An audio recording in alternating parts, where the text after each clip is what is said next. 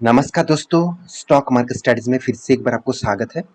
तो आज मैं बात करूंगा एक ऐसे कंपनी के बारे में, एक ऐसे बैंकिंग के बारे में जो मुझे बहुत अच्छे लगते हैं। इस बैंक क्यों अच्छे लगते हैं उसके बारे में तो डिस्कस करूंगा ही। साथ ही साथ इस बैंक के एक गुड न्यूज़ भी है, उसके ऊपर भी बात करूंगा। साथ ही साथ इस बैंक का कुछ इन्फॉर्मेशन आपको दिखाऊंगा जो आपको इस बैंक में इन्वेस्ट करने के लिए बहुत हेल्पफुल होगा।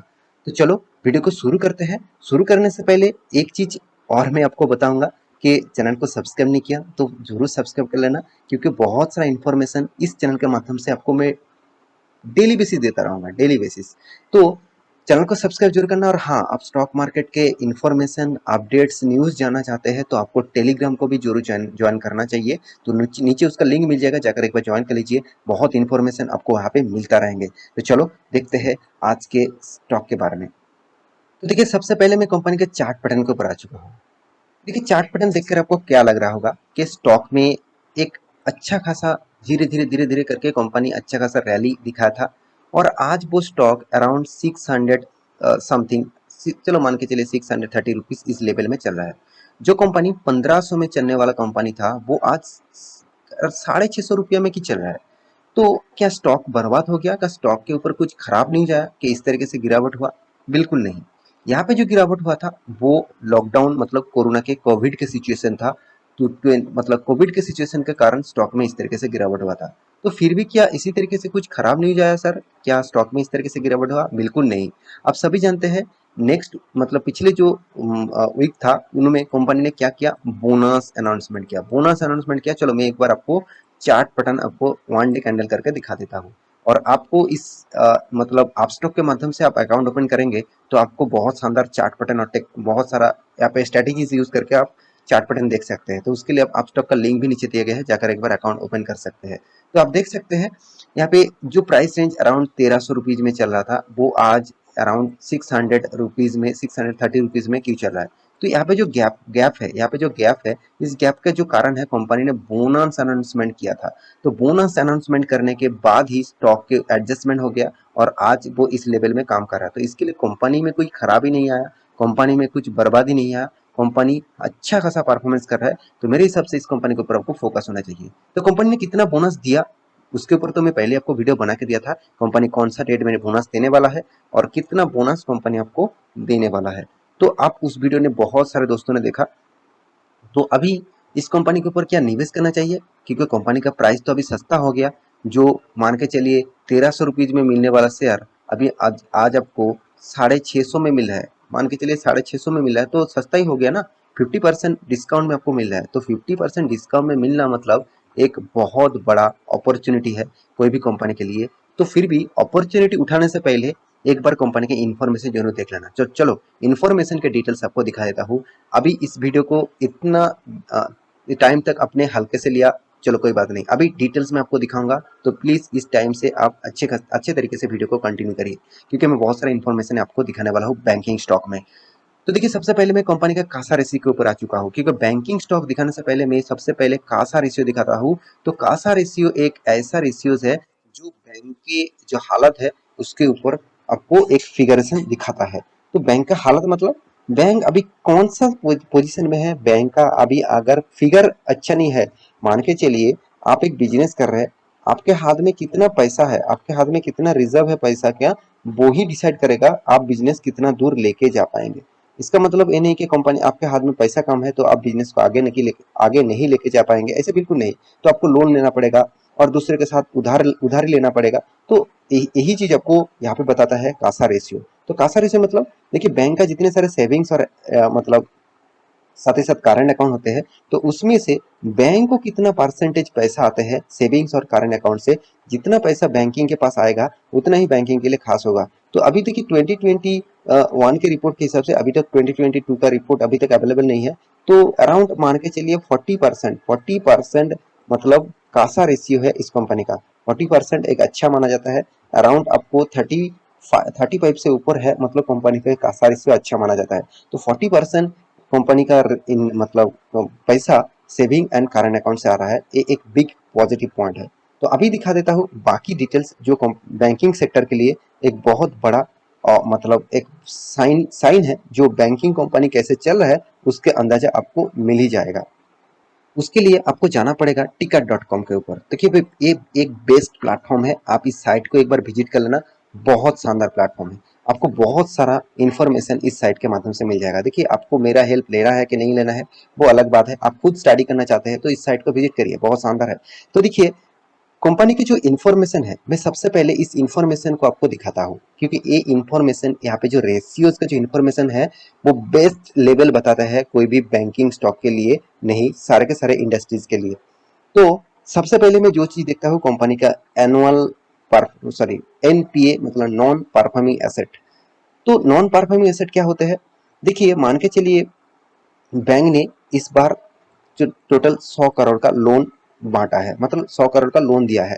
तो इस 100 करोड़ का लोन से कंपनी का रिटर्न आया, मतलब लोन का जो इंटरेस्ट है उसके साथ टोटल पैसा रिटर्न आया, मान के चलिए 80 करोड़।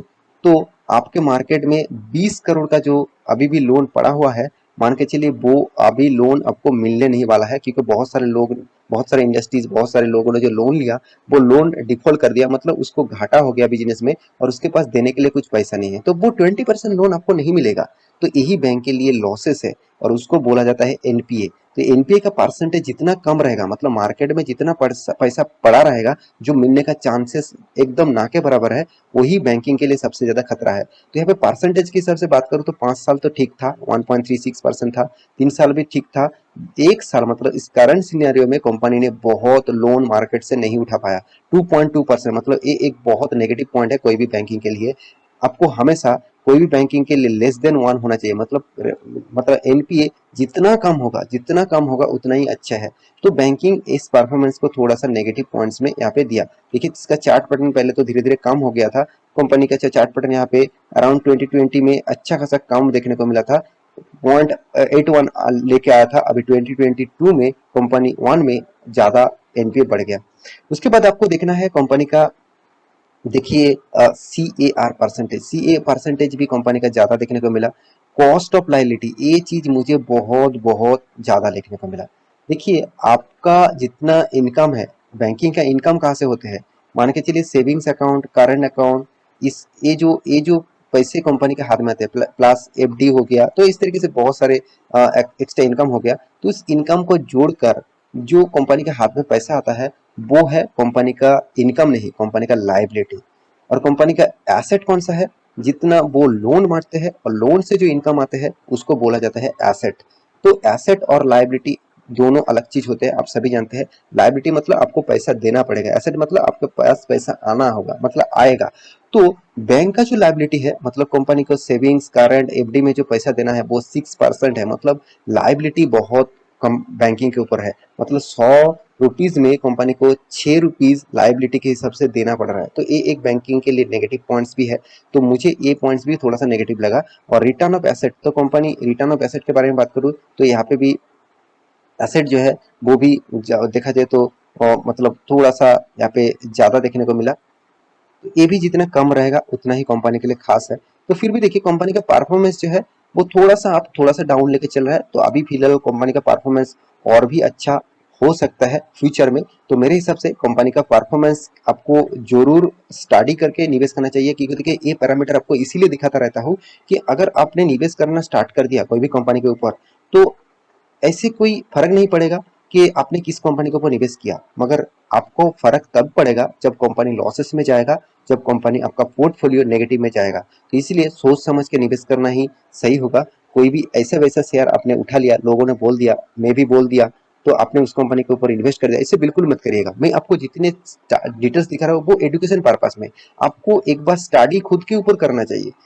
किसी ने आपको पढ़ाया है कि उसी, मतलब पढ़ाने के बाद ही आपको सारी चीज समझ में आ गया, उसके बाद आपको उसके ऊपर उस किताब को पढ़ना होगा, दोबारा पढ़ना होगा, उसके ऊपर रिसर्च करना होगा कि अब वो सर ने जो बताया कि वो सही था, तो क्या वो डिटेल्स और भी कितना खास है वो आपको चेकआउट करना होगा, उसके बाद डिसीजन लेना है। तो कंपनी का रिटर्न ऑफ रेशियोज आपको अराउंड 22% रिटर्न दिया, अच्छी बात है, कंपनी ने अच्छा खासा रिटर्न भी दिया। कंपनी का प्रॉफिट ग्रोथ, सेल्स ग्रोथ आप देखेंगे तो कंपनी का डिटेल्स आपको एक अच्छा नजर में आएगा। कंपनी का परफॉर्मेंस के बारे में बात करूँ तो 39,000 करोड़ का मार्केट कैप है। कंपनी का पी रेशियो चलो ठीक ठाक लेवल में है, इंडस्ट्रीज पी रेशियो से डबल है, फिर भी थोड़ा सा पी रेशियो मुझे डबल लगा, तो फिर भी चलो कोई बात नहीं, अच्छे लेवल में देखने को मिला। तो कंपनी की जो एनुअली इनकम है 1000 करोड़ है। कंपनी का डेप्थ ऑफ इक्विटी मुझे थोड़ा सा मतलब ज्यादा लगा, फिर भी देखिए बैंकिंग स्टॉक में डेप्थ ऑफ इक्विटी ऐसा होना कोई खराबी नहीं है। 7% का डेप्थ ऑफ इक्विटी है, मतलब पर इक्विटी शेयर में 7% का डेप्थ है। तो कंपनी का फ्री कैश फ्लो जो है मतलब 6000 करोड़ का कैश भी कंपनी के हाथ में है। तो हर पैरामीटर यहाँ पे आपको अच्छा खासा दिखेगा, मगर एक चीज आपको जो मुझे बहुत बहुत वीक लगा वो है रिटर्न ऑफ कैपिटल एम्प्लॉयड। ये चीज आपको ज्यादा होना चाहिए था, क्योंकि कंपनी का जो वो मतलब डेप्थ है उसके हिसाब से कंपेयर करूं तो डेप्थ के हिसाब से आपको रिटर्न ऑफ कैपिटल एम्प्लॉयड देखना चाहिए। तो ये परसेंटेज बहुत कम है। अगर आपने रिटर्न ऑफ इक्विटी देख लिया, आपने बोल दिया सर 18% है, अच्छी है, बिल्कुल है, मगर आपको जो कंपनी के पास डेप्थ है उसका आपको रिटर्न ऑफ कैपिटल एम्प्लॉयड देखना है। तो मेरे हिसाब से कंपनी का परफॉर्मेंस कोई मतलब उतना खास भी नहीं है, उतना जबरदस्त भी नहीं है। तो आप इस कंपनी के ऊपर निवेश करना चाहते हैं तो जरूर निवेश तो जरूर कर सकते हैं, एक बार स्टडी करिए उसके बाद निवेश करने के लिए सोचिए। तो आशा करता हूँ सारी जानकारी आपको मिल चुका है। मेरी इस वीडियो आपको कैसा लगा जरूर कमेंट करना, और इसी तरीके से वीडियो पाने के लिए चैनल को सब्सक्राइब भी करना। मिलते नेक्स्ट अगले के, तब तक के लिए अच्छे से रहिए, अपने ख्याल रखिए, बाय बाय।